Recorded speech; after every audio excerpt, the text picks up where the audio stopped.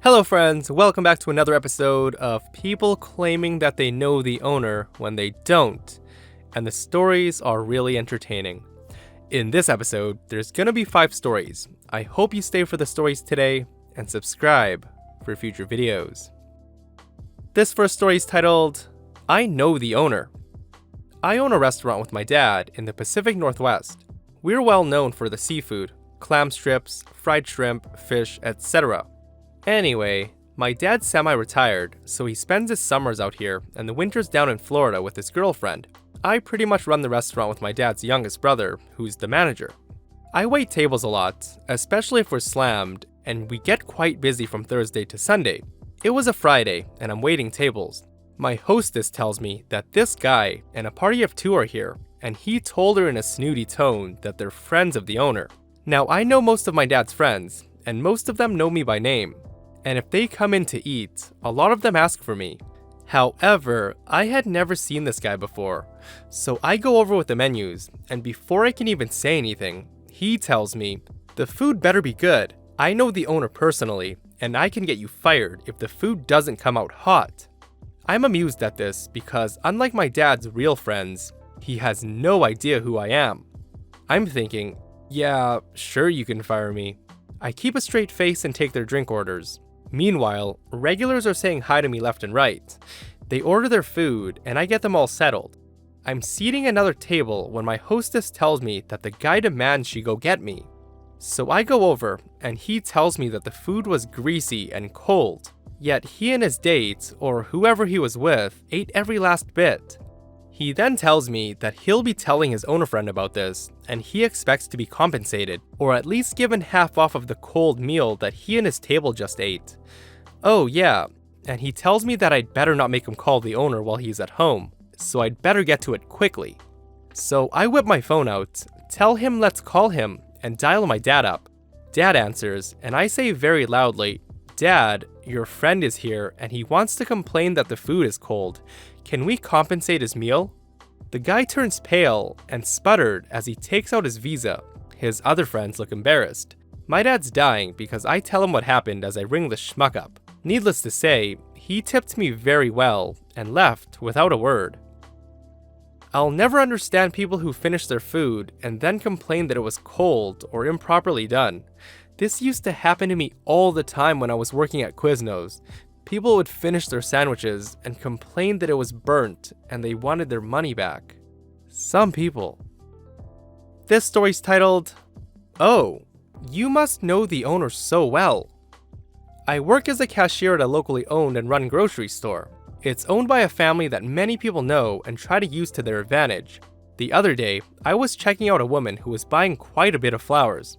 She goes on to tell me that she's a florist and blah blah blah, and eventually asks if we currently have a florist on staff.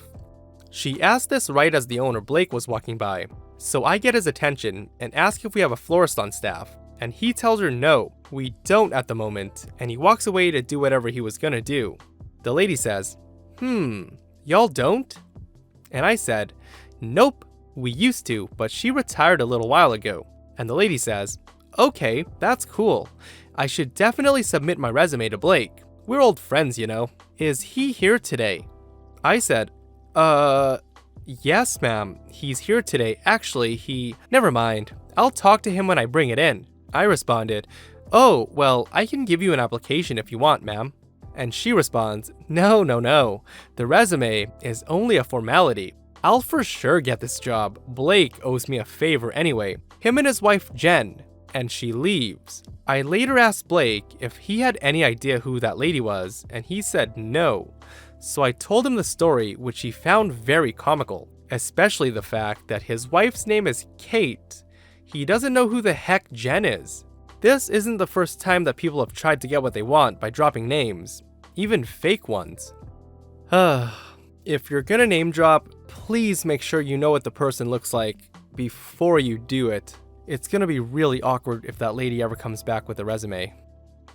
This story's titled, When Your Niece Turns Out to Be an Entitled Karen. Once again, I'm sitting in my favorite booth that overlooks the entire restaurant when I see a familiar face walk in. It was my niece, and she had some friends with her. It must have been one of her girls' nights out. We were rather crowded, and there was a bit of a wait. I went back to eating and doing some paperwork, and then heard my niece say rather loudly, "You will seat me now. Do you know who my uncle is? I can have you fired." Just like that. And Tammy, the hostess, tried to tell her that there were no seats, but my niece wanted nothing to do with that. She then said, "My uncle owns this place. Mr. H, you know who that is, right?" Tammy nodded her head and said, "Yeah, I know who he is. I see him all the time." My niece then said, "Well, then you know that I could have your job just like that. All I have to do is make one phone call and you are gone, Missy." I was livid. My niece was using my name to get a free ride, something I frowned on. I got up and walked behind her as she continued her rant about how she deserved to be seated. Tammy smiled when I spoke up. "Hello, Lisa. Nice to see you."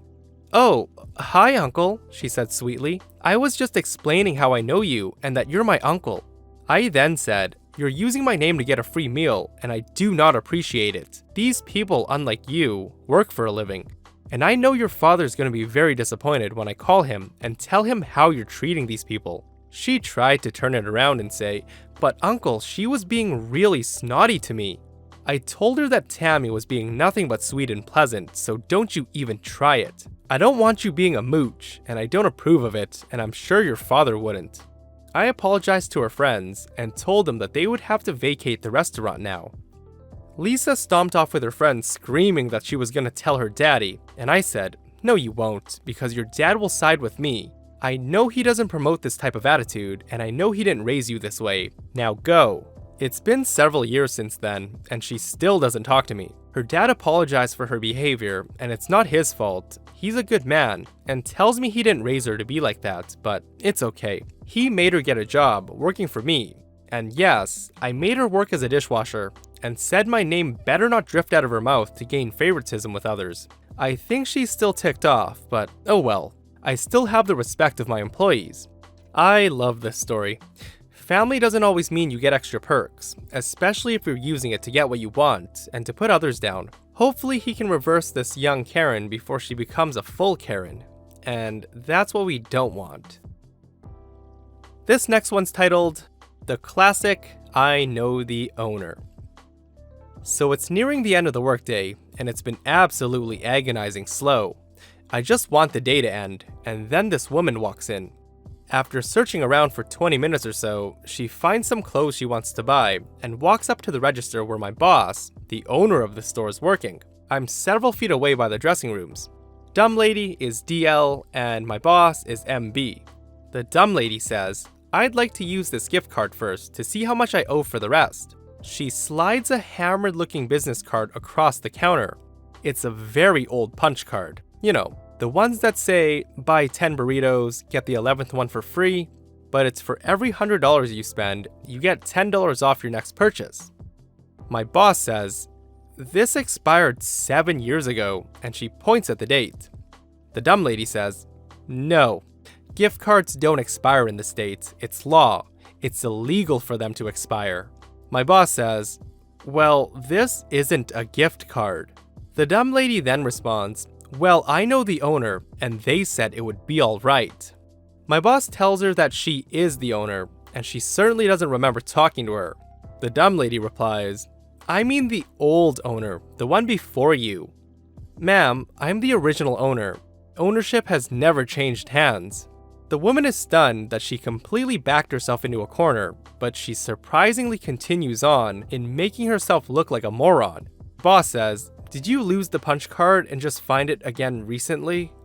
"No, I've had it in my wallet. I've just never found anything good enough to buy in here after 7 years. That was an obvious jab at my boss in her store, but without missing a beat, my boss replies with, "Okay, ma'am, have a nice day then. I'm sure whatever you're trying to pay for isn't good enough either," with the biggest, fakest smile on her face. My boss tells her to have a good weekend.